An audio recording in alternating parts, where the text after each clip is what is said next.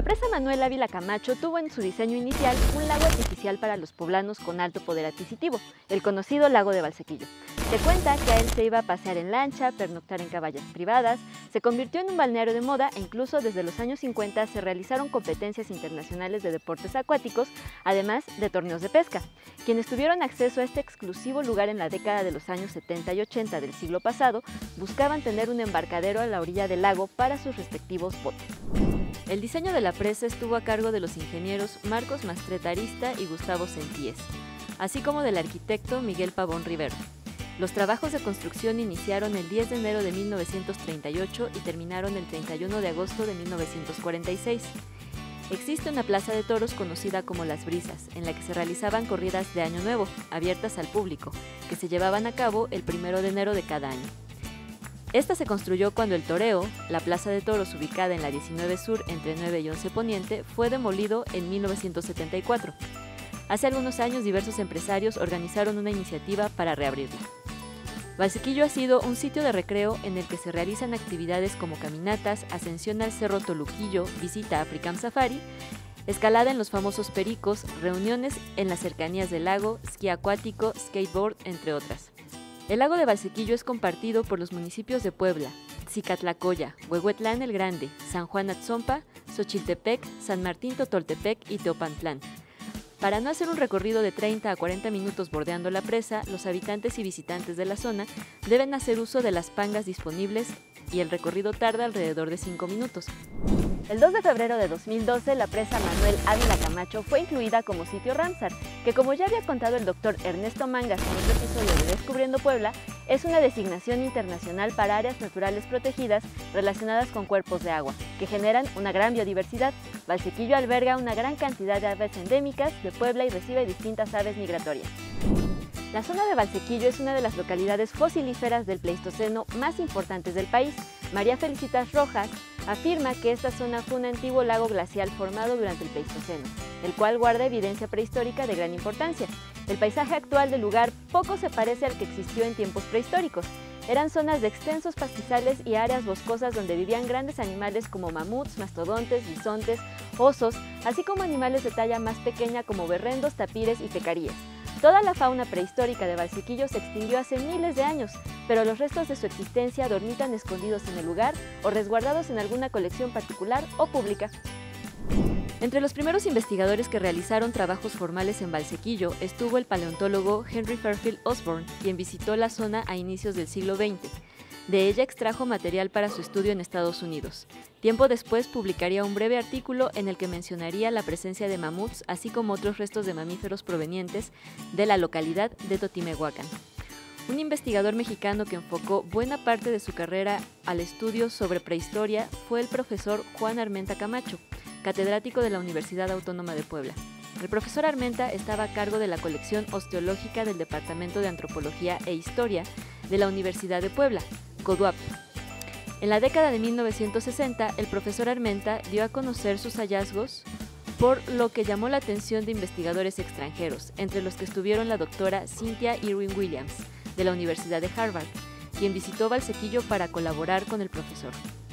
En 1962, ambos investigadores iniciaron el proyecto Valsequillo, financiado con una beca de la American Philosophical Society, y para 1964 fueron apoyados por la National Science Foundation.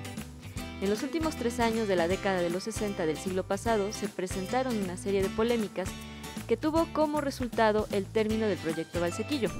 Además del proyecto Valsequillo, hubo otras iniciativas de investigación como la que llevó a cabo la Fundación Alemana para la Investigación Científica, con su Proyecto México, el que consideraba varias disciplinas enfocadas al estudio de la región Puebla-Tlaxcala, entre las que se encontraban arqueología, etnología, geología, historia, paleontología y otras. El doctor Eke Wenter de la Universidad de Kiel fue quien se enfocó en el estudio paleontológico y geológico del área de Valsequillo dentro del Proyecto México. Investigó los sedimentos de la zona, recolectó e hizo una clasificación taxonómica de vertebrados del Pleistoceno, además de comparar los fósiles recolectados en Estados Unidos y Europa. En 1968 se hicieron los últimos trabajos paleontológicos del Proyecto México por parte del Dr. Horst Bunde. Él ofreció un estudio detallado de la geología de Valsequillo, en el que menciona que los depósitos de la zona van desde el Albiano, que fue la última edad del Cretácico inferior, hasta el reciente. Entre los fósiles reportados por el equipo del Dr. Bunde estuvieron dientes de équidos fósiles, molares aislados de proboscideos, además de que se señalaba en algunos de los informes publicados que los restos fósiles de la zona poseen una edad aproximada de 26.000 años, según las dataciones con radiocarbono hechas en la Universidad de Kiel.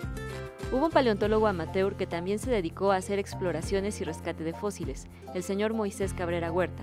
Empezó a trabajar de forma autodidacta cuando de joven se mudó de Veracruz a Puebla. Así dio inicio a la colecta de fósiles en los alrededores del lago de Valsequillo. Tiempo después, en la década de los 60, ofreció su ayuda al profesor Juan Armenta. A través de él, Cabrera Huerta tuvo contacto con diversos investigadores extranjeros, quienes se interesaron en sus hallazgos, entre los que estaba un esqueleto casi completo de un criptodonte juvenil. Hacia finales de la década de los 70, Moisés Cabrera había contemplado donar su amplia colección de fósiles de Valsequillo al Museo de Historia Natural de la Ciudad de México o al Museo Nacional de Antropología. Sin embargo, al enterarse de la creación del Museo de Historia Natural de Puebla, decidió entregarla a este nuevo recinto. Cuando este museo se terminó de construir, el personal y Cabrera Huerta realizaron diversas exploraciones en las que se rescataron un importante número de fósiles que se exhibieron en las vitrinas de la sala de prehistoria. Entre las piezas expuestas destacaban un par de defensas de proboscideo localizadas a las orillas del lago de Valsequillo. Son las más completas y grandes encontradas en nuestro estado.